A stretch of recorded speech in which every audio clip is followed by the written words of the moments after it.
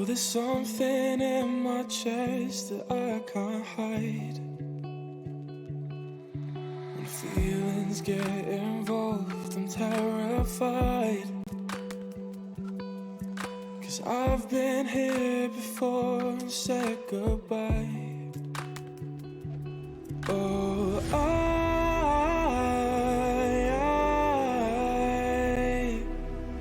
are you the one when I try to look, I wish I'd find?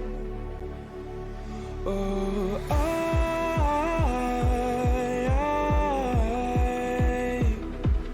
how can I love when I've been hurt 100 times? For you, I'd give it one more try.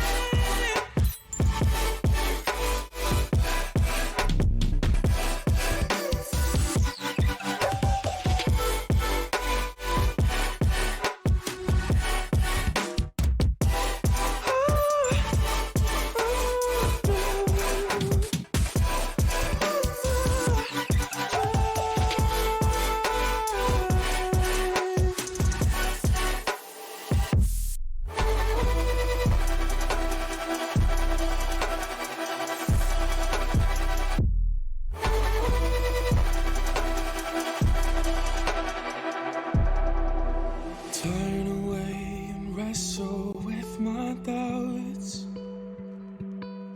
Oh, I leave them all behind, but don't know how. Bury my head deep within the crowd, but I'm reaching for your hand to pull me out. Oh,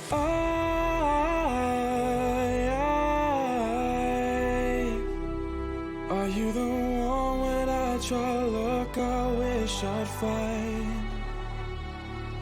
Oh,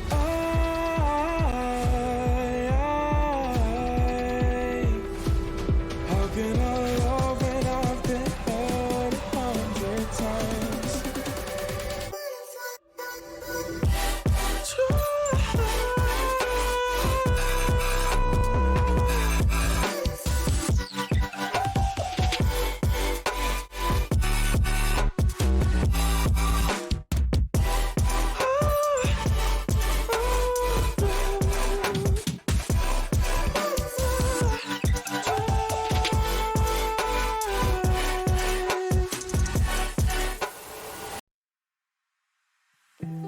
You can see straight through my life.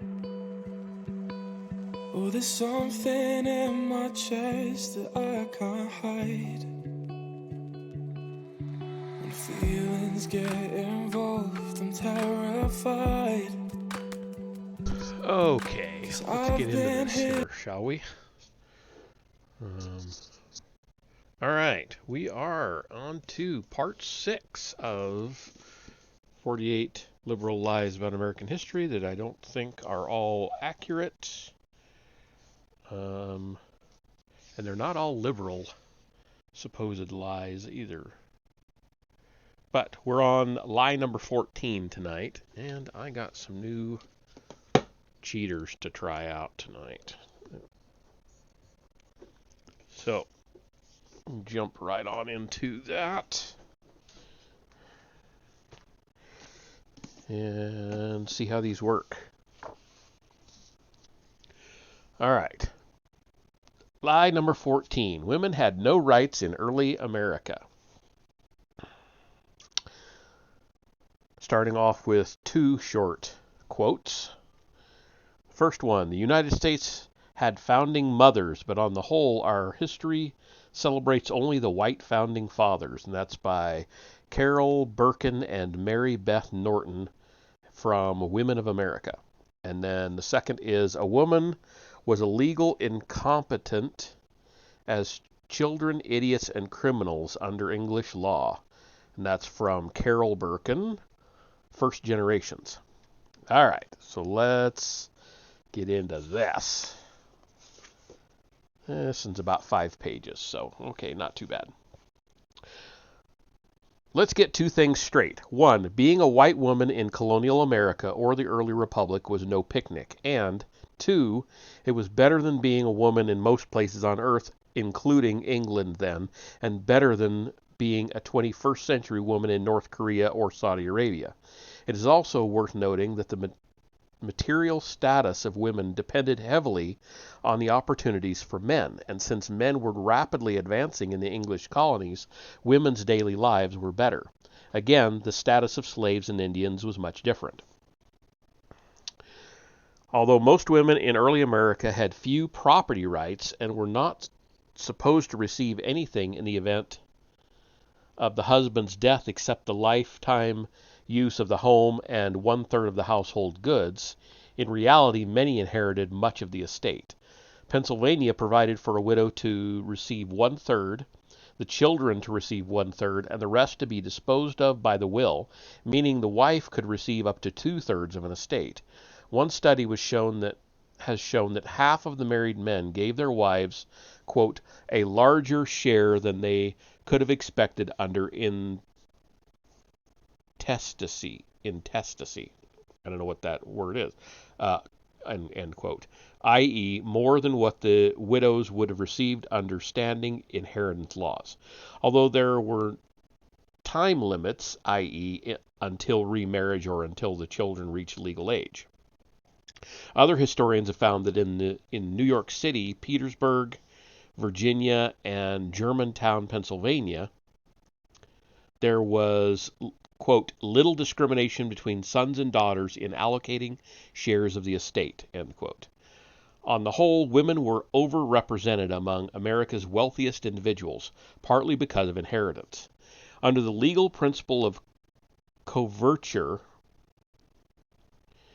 married women, femme covertes, were forbidden from making contracts. However, widows and unmarried women, femmes seules, could own property. More important, Americans invented the first prenuptial agreements and trusts, which established property rights for women within marriages via contracts, and contracts were sacred in the American colonies. Elizabeth Murray, for example, became a successful Boston businesswoman who made money on her own and inherited still more from 2 deceased husbands, largely because she had insisted on strong prenuptial agreements. Another largely American concept was the power of attorney, which was widely used by middle-class women to conduct business and sign contracts. Abigail Adams, for example, apparently possessed power of attorney throughout the 1760s, 1770s, and 1780s. Scholars on inheritance law suggest that one factor determining whether widows received more or less of an estate was the marriage market. In areas where women were scarce, laws tended to favor men who might wed widows, and there was also the ongoing concern for children, whom legislators did not want to see become wards of the state. Hence, most state laws provided something for children that remained out of the control of a widow. Indeed, while noting that a woman was a quote-unquote legal incompetent, Carol Birkin concedes that the colonial system was, quote, hierarchical, but it was not autocratic. Marriage was webbed by obligations and duties owed by both husband and wife, end quote. Now, followed by another quote, that a married woman lacked a legal identity did not mean, Birkin continued, that she lacked all legal rights, end quote. And according to Birkin, quote, you know how I hate the multiple quotes in a row, we have glimpses of the daily life of Chesapeake wives that suggest that submissive behavior was not the norm, end quote. Pennsylvania, for example, in 1718 enacted a Femme Sole Act to allow women to take over a business in case of the death of a husband, even in the case of a long absence. Colonial records, quote, indicate that women ran commercial establishments, owned and conveyed land, and frequently represented their husbands in legal matters, suing on contract or tort claims and defending against suits, end quote. One woman, the executrix of Maryland Governor Leonard Calvert's estate even demanded a vote in the assembly to look after the governor's interests better. Her request was denied. While divorce was extremely difficult, in the South sometimes a woman needed a majority vote of a colonial legislature, the laws were more flexible than in Europe. Women were permitted to act as lawyers in some communities. Since divorce was so difficult to obtain, quote, many colonial couples simply separated by mutual agreement or through the desertion of one of the parties, end quote.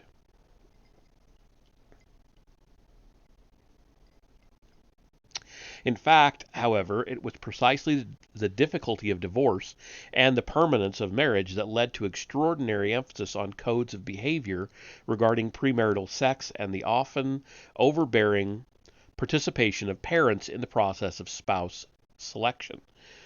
Consequently, although illegitimate births were not infrequent, about one-third of the women who got married in New England in the 1700s were with child, parents and the community ensured that marriages did take place. A social historian, Jack Larkin, put it, quote, pregnancies usually simply accelerated a marriage that would have taken place in any case, but community and parental pressure worked strongly to assure it, end quote. And while New England had stern statutes against fornication, they were less effective as a means of ensuring marriage than social control. Gossip was a particularly effective means of persuading men and women to maintain sexual purity. Women were educated in what were called dame schools. As most were expected to be housewives, there was little need for advanced female education. One of the benefits of working at the Lowell Mills in Massachusetts in the early Republic was that the Lowell girls received an education at company expense. Girls attending the Young Ladies' Academy of Philadelphia in the 1700s received an advanced education, and it, quote, marked a major turning point in women's education in the country, providing a necessary prelude to the founding of women's colleges in the next century, end quote.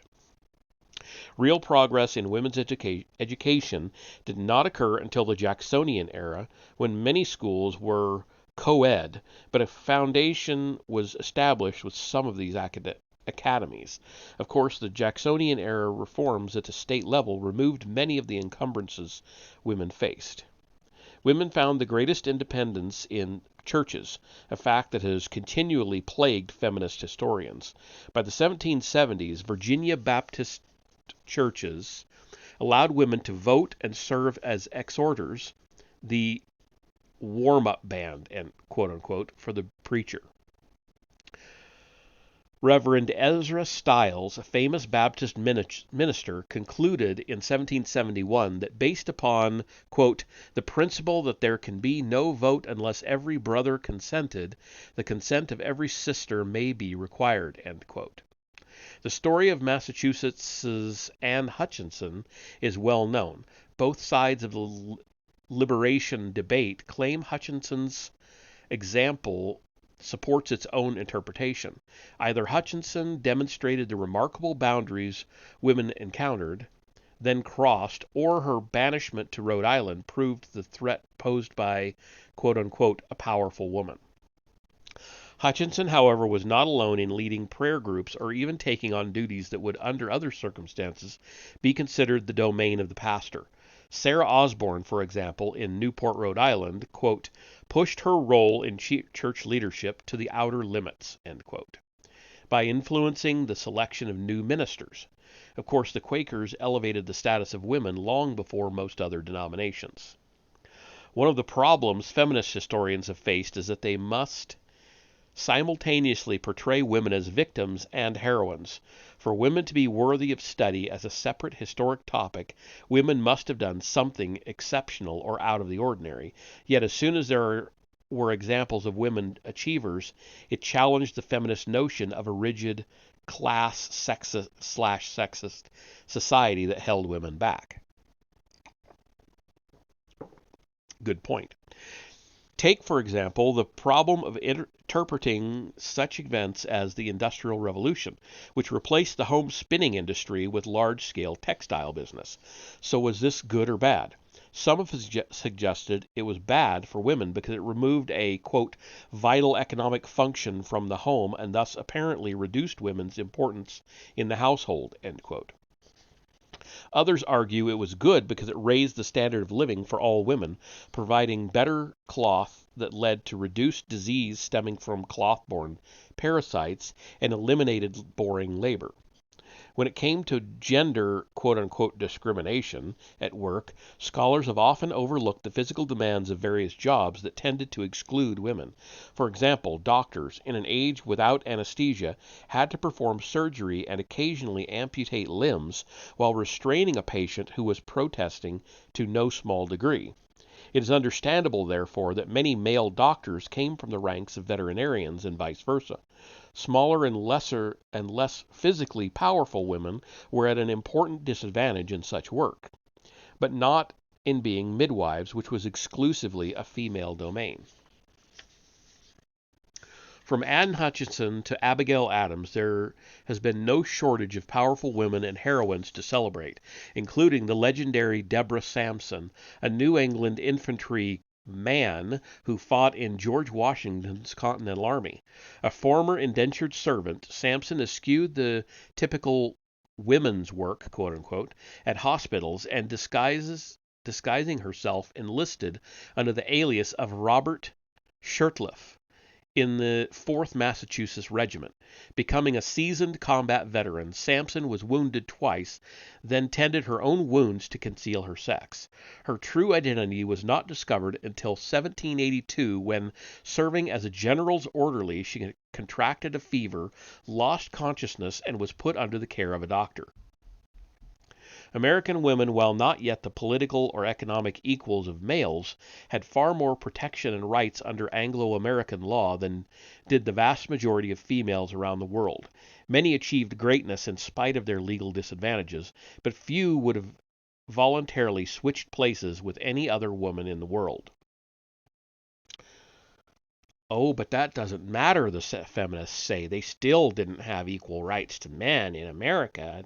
Who gives a shit about the rest of the country?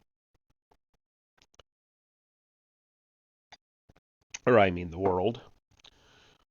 They don't care what's going on in the rest of the world or how bad people have it there. It's only here. They're the only ones that have any problems. At least nowadays. Anyway, that's the end of that one. Line number 15 is restrictions on the right to vote kept voter participation low. And this one is, oh wow, it's only 3 pages. Not even quite 3 pages. Oh, let's jump into it. It's only got one quote to start off with, and it is, "The roaring flood of the new democracy was now foaming perilously near the crest under Andrew Jackson."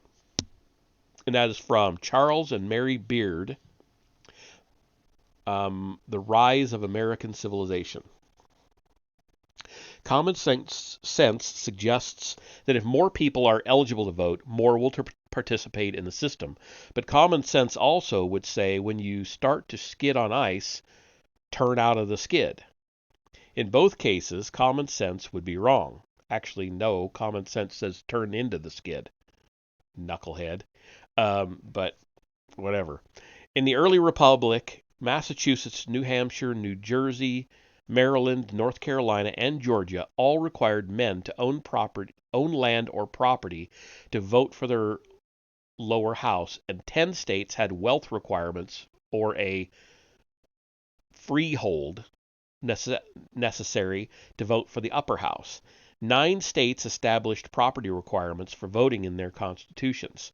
More than 70% of the New Hampshire males met the requirements in 1780, as did 72% of Rhode Islanders, 61% of Delaware males, and 85% of Pennsylvanians. The percentage who voted in elections from 1776 to 1800 in New Hampshire was 66 to 82%. In Rhode Island, 59 to 77%, and in Pennsylvania, 63 to 88%. Voter turnout in the 13 founding states averaged between 48 and 65% between 1776 and 1780. In contrast, the turnout from 1952 to 1960 averaged 85% of those who registered. But only 87% of those eligible registered, and of all adults, only 86% were eligible. Put another way, about 64% of adults voted, meaning that while it did not happen, it was possible that the winner could become president with about 32% of the adult population voting. Since 1960, the numbers have declined. In 2000, 64% of the population registered, of whom 83% voted, or about half of all Americans, meaning about one-fourth elected the president. Compare that with 1819, where historian Richard McCormick found that 97% of those eligible to vote actually cast a ballot in a non-presidential or special election. Political change came in the early 1800s with a number of state reforms. First, most states began to drop all property requirements for voting. Second, the parties adopted national nominating conventions instead of allowing state caucuses to determine the nominee. This marked the end of King Caucus, and quote unquote. Most important, it was Congressman Martin Van Buren who conceived of a new political party in the 1820s whose sole purpose was to prevent any national debate over slavery. His party would cement the quote unquote New York-Georgia axis, an allegiance of pro-slave Southerners and Northerners willing to ignore slavery in order to maintain power. Although Van Buren's candidate Andrew Jackson failed to gain the presidency in 1824, his party organization blossomed, especially through a new partisan press that it developed as a propaganda organ. By 1828, when Jackson won, the new Democratic Party was a well-oiled machine. Nevertheless, the notion that Jacksonianism unleashed a flood of democracy that, quote, foamed perilously near the crest, end quote, is untrue. The first modern campaign of the new two-party system did not occur until 1840, when the Whig candidate William Henry Harrison doubled the 1828 vote totals. Harrison, in fact, topped the vote total of Van Buren, who won the presidency in 1836, by more than 60%, or, quote, the greatest proportional jump between two consecutive elections in American history, end quote. Reality runs contrary to the narrative of liberal historians who have sought to make Jackson the heir of Thomas Jefferson and the forerunner of Franklin D. Roosevelt. Coverage of Jackson in the textbooks is fawning. David M. Kennedy's American Pageant calls Jackson the, quote, idol of the masses, end quote, who easily defeated the big money Kentuckian Henry Clay, end quote. Typically, these narratives portrayed Jackson's political foes as, quote, the business community and Eastern elites, end quote. They attempted to portray Jackson as opposing another quote, God damn it, quote, parasites who grew rich by manipulating credit, prices, paper money, and government-bestowed privileges. Wow, who do you think does that now? What universally goes unmentioned is that Van Buren's party system, which produced Jackson's election, was based on patronage and spoils. Both Jackson's and Van Buren's administrations greatly expanded the scope and power of the federal government, as well as spending by the government, precisely because they had to reward their supporters with party and government jobs. All too familiar there, too. Rewarding loyalists with party and later government jobs guaranteed that both state and federal governments would grow. Inevitably, the federal government grew faster. At the same time, Andrew Jackson, ostensibly, quote, keeping government small, end quote, exercised more vetoes than all previous presidents combined, thus expanding the powers of the presidency geometrically. Because Democrats held the presidency for all except 2 elections from 1828 to 1860, few people noticed the ominous expansion of federal power, especially the growth of executive power. Meanwhile, the tactic of expanding the franchise as a means of encouraging quote-unquote more democracy proved ill-conceived. People placed an according value on that which was free, and by the year 2000, voter participation rates hovered at only half of the registered electorate. For all the civil rights charlatans who complain about disenfranchised voters, the solution seems obvious. Restore property requirements to be eligible to vote. And that's the end of that one. It was a pretty short one. So when people had some skin in the game, so to speak, where they had to have some property or wealth to be able to vote, they were more apt to vote. Kind of a similar thing going on with property tax now. Everybody that votes for a increase in property tax doesn't own any fucking property. So there you go. All right. So, lie number 16. This will be the last one for tonight. Well, maybe. I don't know. My voice is doing pretty good. And this one's another short one. This one's a little under 4 pages. And then another 4-pager. I might do 4 tonight. Let's see. So lie number 16. Prohibition was unpopular from the beginning and failed in all its objectives. So we have 2 quotes again. Many rural Protestant Americans saw prohibition as a symbolic cultural issue which allowed them to control the newcomers in the expanding cities. That's by Daniel Goldfield et al. From American Journey. And the second one is Prohibition offered another example of reforming zeal channeled into a drive for moral righteousness and conformity. The Anti-Saloon League mobilized Protestant churches behind its single-minded battle to elect dry candidates. And that is from George Brown Tyndall and David E. Shee from America, A Narrative History. All right. For decades, the typical story of Prohibition was that it was passed through the efforts of a handful of hick, hayseed preachers and snuck into law because the American public wasn't paying attention. Historians blamed quote-unquote cultural and class legislation by progressive upper classes and Anglo-Saxons who, quote, imposed their puritanical will on benign but besotted immigrants, end quote.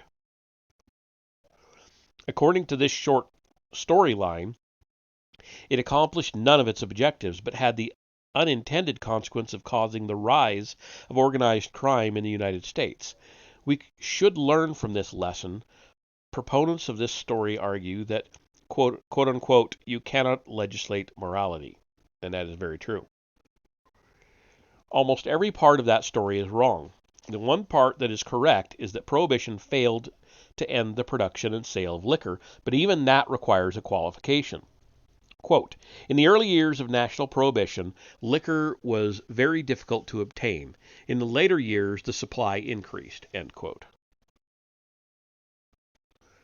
In fact, though at the end of Prohibition, slightly less alcohol was consumed by Americans per capita than before, and during the period 1918 to 1919, under wartime Prohibition, alcohol consumption was down to half what it was in the pre-war years. So by any measure, liquor consumption fell during and even after Prohibition, but it was not completely eliminated. Attempts to control drunkenness in saloons did not start with Prohibition.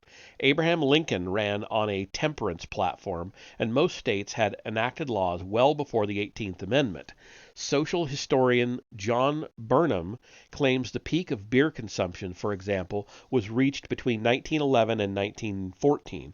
Moreover, arrests for drunkenness, hospitalization for alcoholism, and incidents of cirrhosis of the liver declined steadily in the early years of Prohibition, to low points around 1921. Quote, for many years, Burnham notes, articles on alcoholism literally disappeared from American medical literature, end quote. Martha Bensley Brewer conducted a survey of social workers across the country and found that working people drank less than before Prohibition, and that in fact Prohibition had improved the living conditions among low-income workers. Certainly Protestant churches supported Prohibition, but it was nothing new. Temperance had been a campaign issue since before Lincoln's time, and by the 1900s the saloon was viewed not as the corner burger and beverage sports bar that we have today, nor as the quote-unquote everybody knows your name neighborhood bar of the TV series Cheers, but as a dingy, depraved center for all of society's ills. Prostitution, gambling, and other crimes and other crimes emanated from the saloon, and most people, including city and state policymakers, thought venereal disease was directly linked to saloons. Well, prostitution. Doctors warned of the, quote, syphilis of the innocent, end quote, which infected wives and children via husbands having sex with prostitutes. Saloons were associated with white slavery, brought to public attention in the 1913 play Damaged. Following the outcry, Congress passed the Mann Act, which banned interstate transport of females for quote-unquote immoral purposes. Not only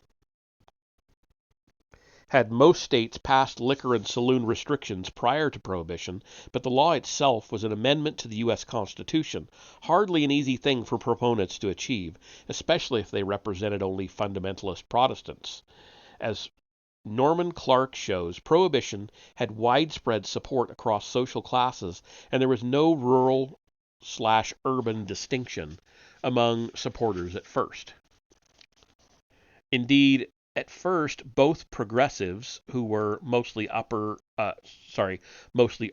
upper-class elites, and rural populist Christians were allied in their effort. But as Clark puts it, quote, a majority of the people in a majority of the states wanted this truly national effort to influence national morality, end quote. It was only after Prohibition failed that the progressives sought to pin the legislation on the rural religious elements. But why did it fail? There is little question that Prohibition lacked enforcement mechanisms anywhere near what such a law would have required. The federal government provided 1,500 agents to support local law enforcement, while gangs such as Al Capone's could almost match that by themselves. Officers of the Prohibition Bureau were exempted from civil service requirements, meaning politicians put in their pals to quote-unquote enforce the law, not professionals. A dual set of laws, state and federal, against alcohol meant that neither appropriated enough funds for enforcement, expecting the other to do so, and some states that had enforced their own laws prior to 1919 did not do so afterward. There were two particularly important detriments to effective enforcement of Prohibition. One, and this is also a quote, there was almost universal public belief that a crime wave existed in the United States, end quote. And two, the elites began to flaunt drinking as a sign of rebellion during the, quote, revolution in manners and morals, end quote. The former view lacked any real foundation. Criminologists Edwin H. Sutherland and C. H. Gelke found, quote, no evidence here of a crime wave, but only of a slow rising level, end quote. And that was in urban areas and not adjusted for the rise in population. The homicide rate, which rose fairly steadily from 1910, long before national prohibition, hit something of a plateau in the late 1920s and did not fall substantially until 1936. As Burnham wrote, quote, apparently what happened was that in the 1920s, the long-existent underworld first became publicized and romanticized, end quote, turning the racketeer into a type of folk hero. But by definition, crime had to increase because liquor-related crimes were not crimes prior to the Volstead Act, as Norman H. Clark, a critic of the established prohibition narrative, put it. Quote, "There is no reason to support that the speakeasy in any quantifiable way replaced the saloon. In fact, most Americans outside the larger cities never knew a bootlegger, never saw a speakeasy, and would not have known where to look for one." End quote. The second factor that ended prohibition was that it simply became uncool and not hip. Liquor became dangerous to obtain and expensive, making it a luxury item available only to the rich, while journalists overwhelmingly reported that, quote-unquote, everyone drank. It was true that in their social circles, mostly larger cities, where reporters were embraced by the social elites, everyone indeed did drink.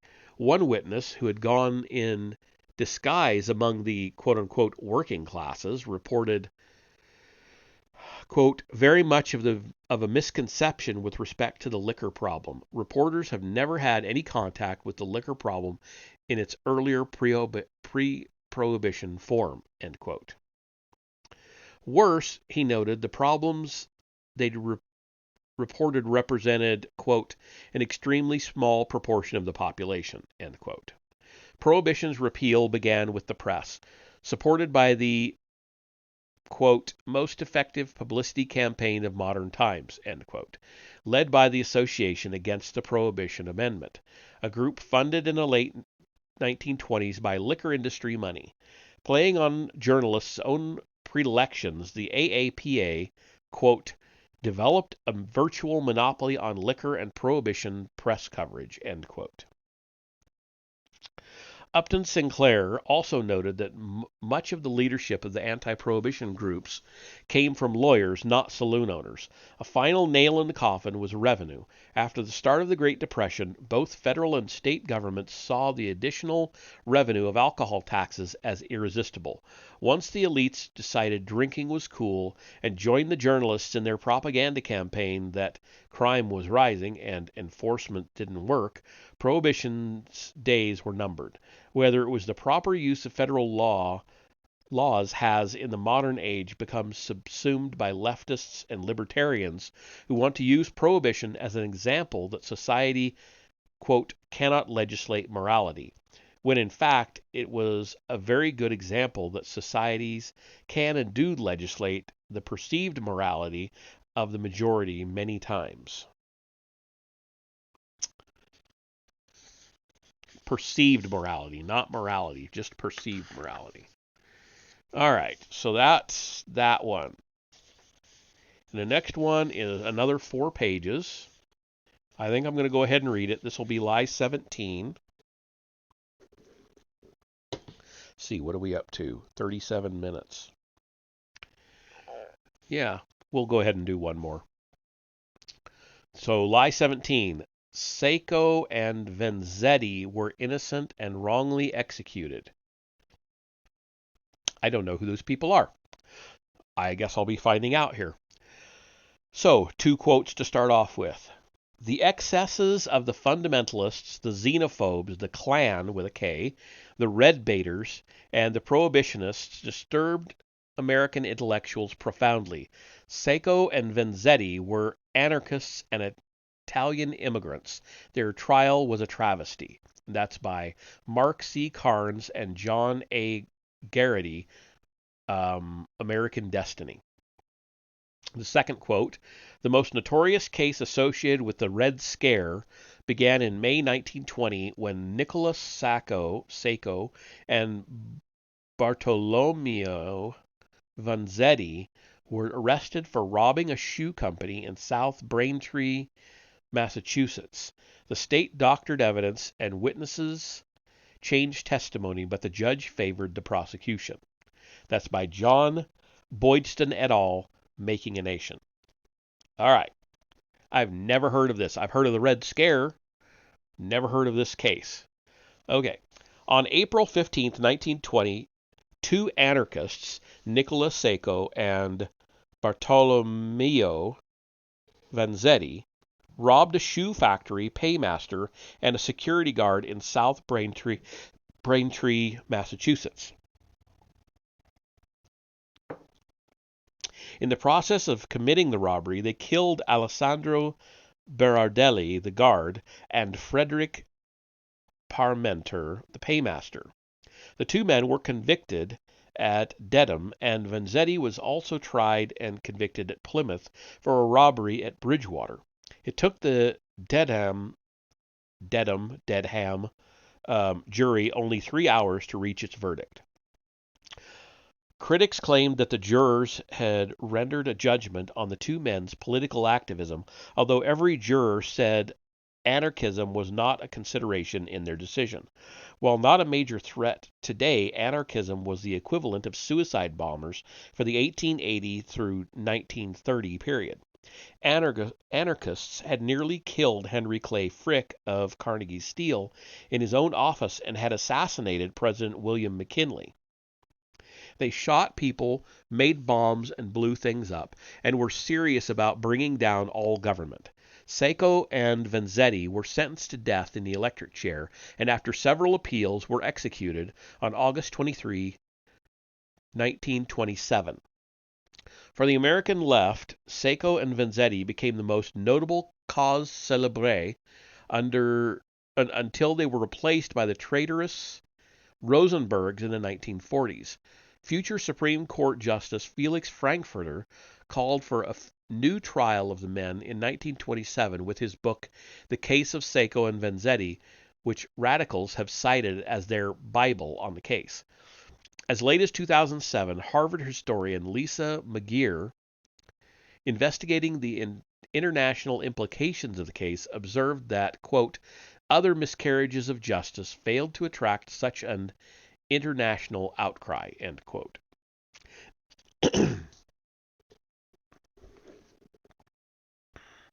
9 eyewitnesses identified Seco as being at the scene and or firing at the shooting Berardelli, and 4 identified Vanzetti. Seco lied extensively about his Colt pistol and ammunition, to his employer about his absence on April 15th, to the police about his whereabouts on April 15th, about never having been in South Braintree when he worked at a shoe factory there in 1917, and Vanzetti lied about his H&R revolver and ammunition.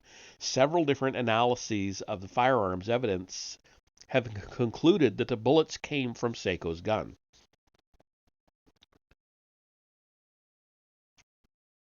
Hey, Nambro.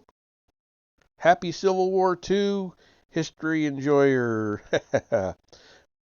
We're living through some history right now. Yes, we are. Yes, we are. How about that, Texas?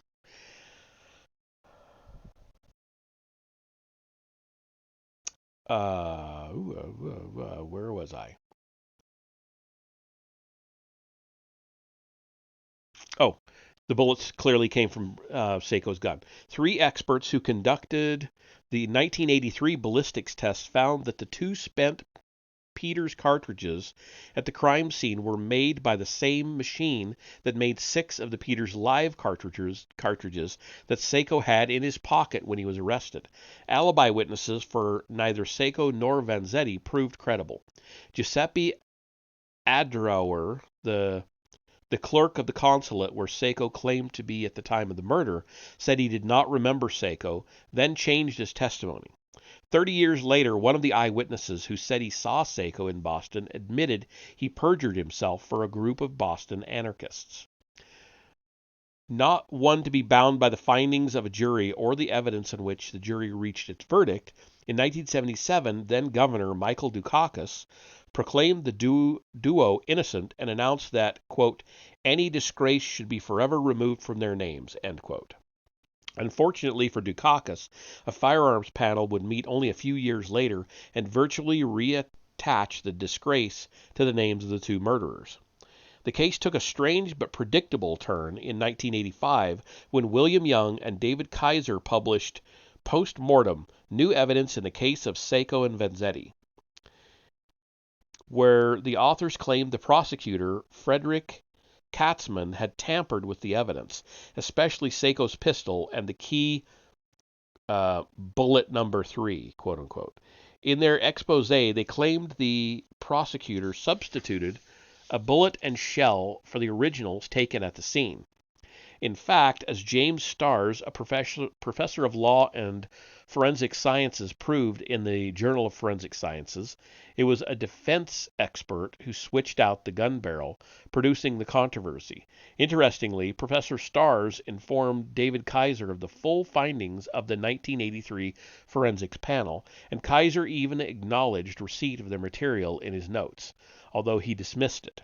Starrs, writing in the Journal of Forensic Sciences in 1986, described the evidence of the firearms panel as, quote-unquote, significant and credible. Starrs summarized the ballistics evidence in which experts have concluded that Seiko's Colt fired the bullet that killed Berardelli. Tests replicated the conclusions of the 1927 ballistics tests and concluded that, quote, the evidence and the arguments militate against the bullet switching hypothesis, end quote, advanced by the defense. This evidence shows beyond a doubt that Seiko was clearly a participant in the murders, whether as the primary shooter, and it was his gun, or the accomplice, in which case he supplied the gun and stood by. There's just about a page left, but there is a picture, one of the few pictures so far in this book. I'm going to go ahead and read the caption and then show you the picture. Seiko left and Vanzetti right have been portrayed as innocent or, at the very least, unfortunate victims of nativism or Cold War hysteria.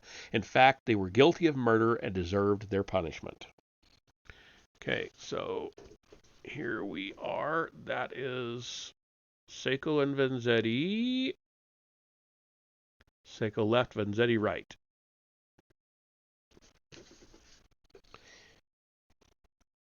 Not absolutely necessary to see that picture, but I always show the pictures in all the books I read. All right, so if the actual evidence were not enough, one of Seiko's early anarchist defenders, Carlo Tresca, in 1941, told former radical-turned-conservative writer Max Eastman that Seiko was guilty but Vanzetti was innocent. 20 years later, Eastman wrote of the incident in National Review, and others confirmed that Tresca had told them the same thing.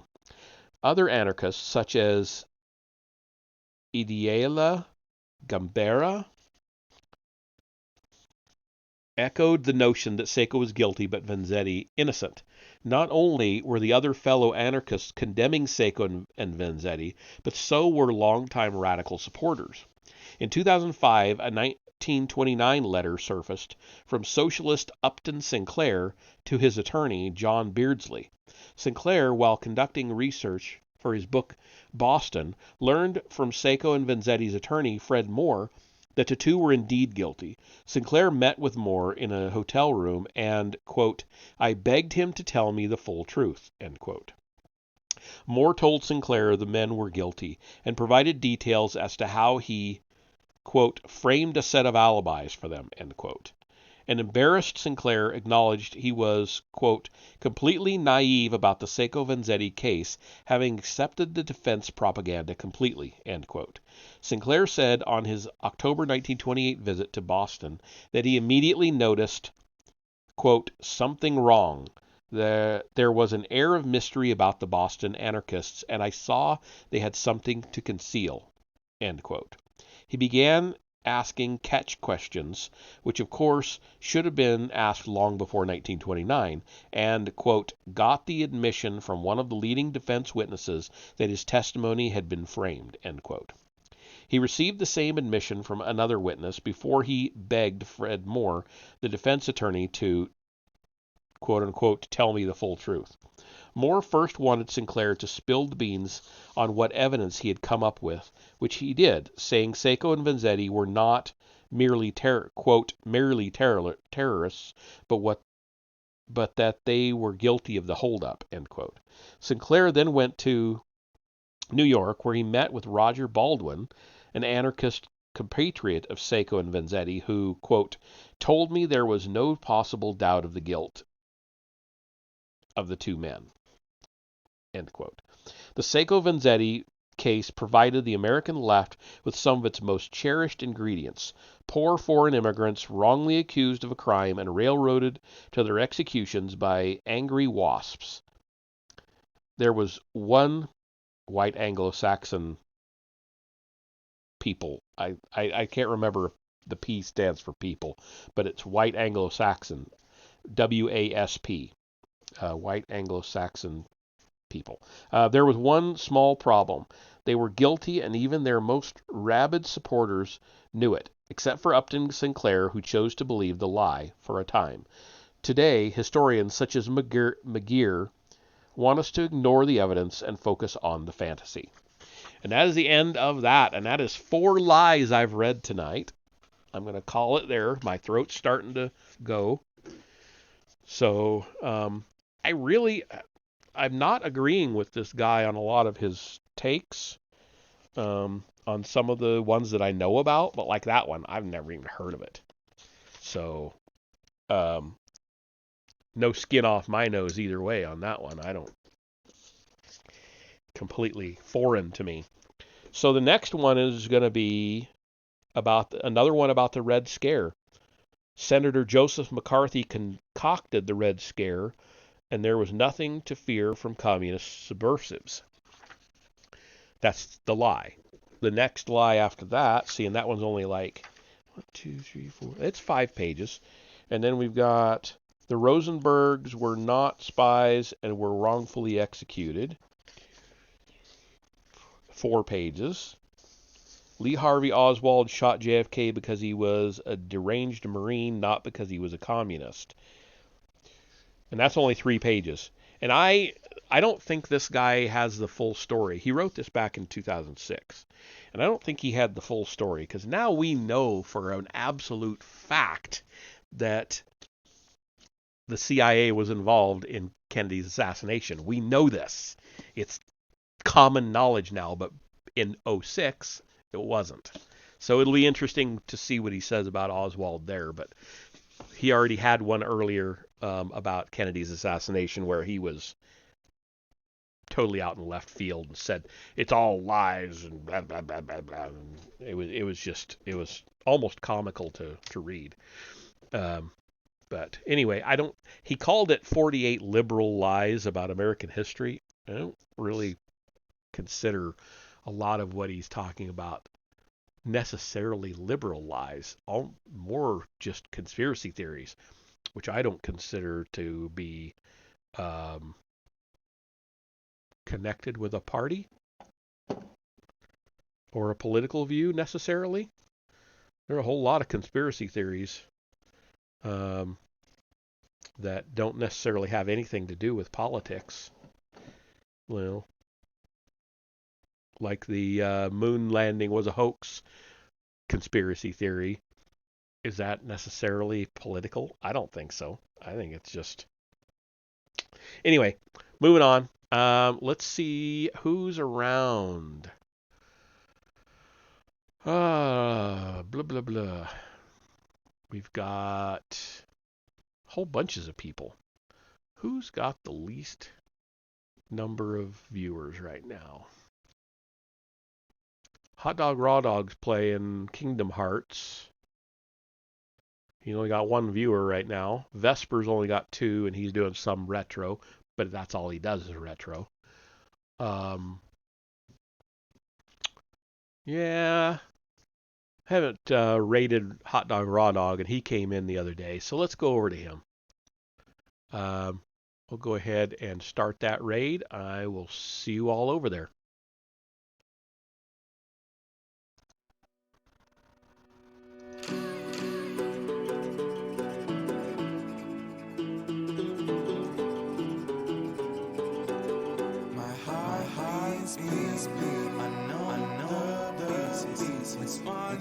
Is broken and is because I have seen apart. I have known about the play. I didn't have anything to say. Follow your heart, don't take if you leave it behind. Someone will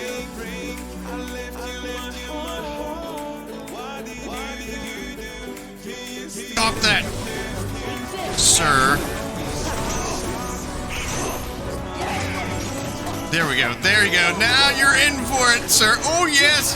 Is this it? Is it? No, no, no. Not quite. Not quite. Not quite.